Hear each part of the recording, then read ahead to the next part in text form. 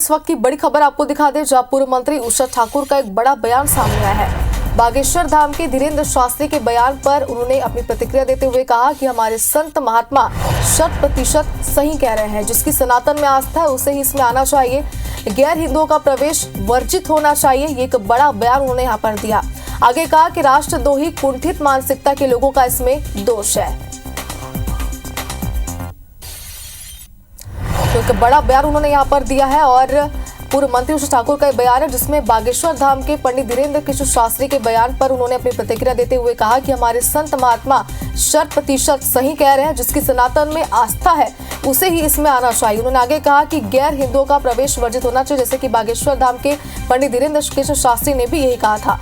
राष्ट्रद्रोही कुंठित मानसिकता के लोगों का इसमें दोष है।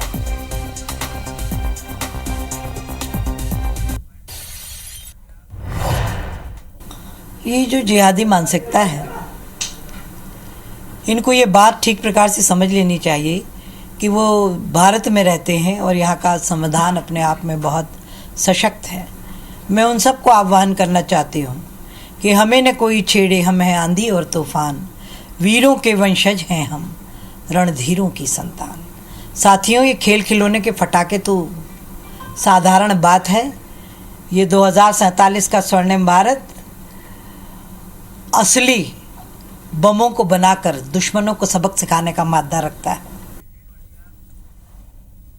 हमारे संत महंत सब एकदम 100% सही बात कह रहे हैं कि कुंभ तो सनातन धर्मियों का विराट महामिलन है और जिसकी सनातन में आस्था हो, जो सनातन वैदिक पद्धतियों में विश्वास रखता हो, उन्हें मानता हो, उसे ही इसमें आना भी चाहिए और गैर हिंदुओं का प्रवेश इसमें वर्जित होना चाहिए। और चलिए इस खबर पर ज्यादा जानकारी के लिए इंदौर से हमारी सहयोगी अंशुल मुकाती हमारे साथ लाइव जुड़ चुके हैं। अंशुल, अगर देखा जाए तो बागेश्वर धाम के पंडित धीरेन्द्र किशोर शास्त्री के बयान के बाद लगातार उस पर प्रतिक्रिया सामने आ रही है। कई पलटवार भी हो चुके हैं, कई समर्थन में मिल चुके हैं, लेकिन उषा ठाकुर का जो बयान अब सामने है, क्या मायने इसके निकाले, किस तरीके की प्रतिक्रिया इस पर सामने आ रही है अब?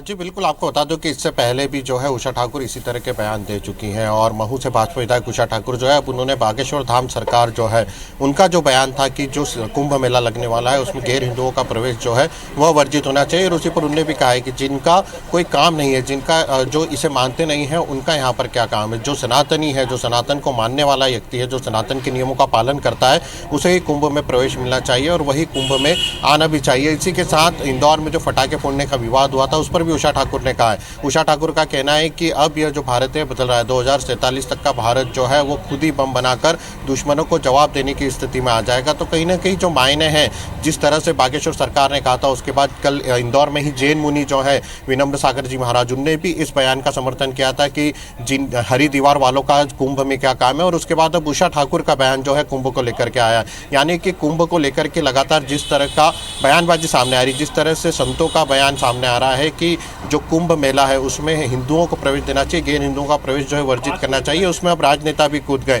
जैन मुनि संत के बाद आज इंदौर में उषा ठाकुर कह रही हैं कि जो सनातन को मानता है, जो सनातन का नियमों का पालन करता है, उसे ही कुंभ में प्रवेश दिया जाए। जो अन्य गैर हिंदू हैं उनका कुंभ में पूरी तरह से प्रवेश जो है वो वर्जित किया जाए। तो कहीं ना कहीं अब कुंभ को लेकर सियासी बयानबाजी जो है वो लगातार तेज होती जा रही है और उसी को लेकर के अब उषा ठाकुर ने भी इंदौर में यह बयान दिया है, जिसके बाद अब सियासी सरगर्मियां जो हैं वो कहीं ना कहीं लगातार बढ़ती हुई नजर आएंगी। जी अंशु, लेकिन लगातार हमें देख रहे हैं कि कुंभ को लेकर जिस तरीके से बागेश्वर धाम के पंडित धीरेन्द्र किशोर शास्त्री ने जो बयान दिया था, उसके बाद से लगातार इसे समर्थन मिला। लेकिन कई लोग इससे ये भी कह रहे हैं कि इस तरीके से हिंदू, मुस्लिम, सिख, ईसाई यानी कि धर्म पर राजनीति की जा रही है, धर्म को लेकर आगे रखा जा रहा है। इस पर अगर उषा ठाकुर के बयान को हम देखें तो एक तरीके से उन्होंने समर्थन ही इसे दिया है। आगे इस पर क्या लगता है कि सियासी पारा हाई हो सकता है?